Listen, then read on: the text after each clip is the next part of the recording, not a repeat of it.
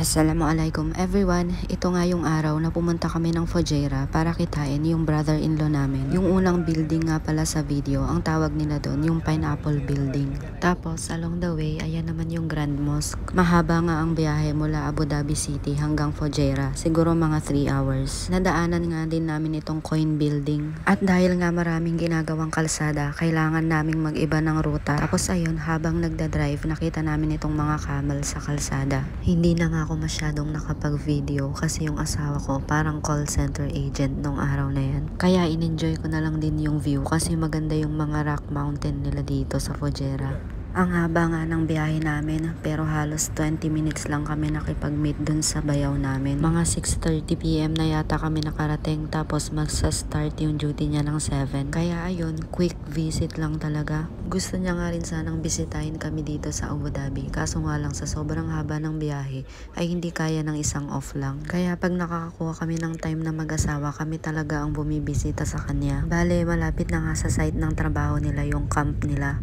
Pagdating namin, mabilis ang usap lang. Kadalasan, nung mga nakakaraan, pag bumibisita kami, nakakain pa kami sa labas. Kaso wala talagang oras ngayon. Pero natutuwa siya lagi pag dumadalaw kami sa kanya. Nagkwento lang siya sa naging bakasyon niya. Tapos, inabot niya na rin sa amin yung mga padala sa amin ng family namin sa Kerala. May nakita nga akong donkey dyan kaya video ko na rin. Tapos, bumiyahe na rin kami pa uwi. Nag-stop over lang kami para mag-dinner. Tapos, dumaan din kami sa shop. Ito nga pala yung amats ng asawa ko, mga aquarium, mga iba't ibang klase ng isda. Bumili nga pala kami dyan ng lupa at buto para sa paggawa ng terrarium. Hanggang dito na lang muna.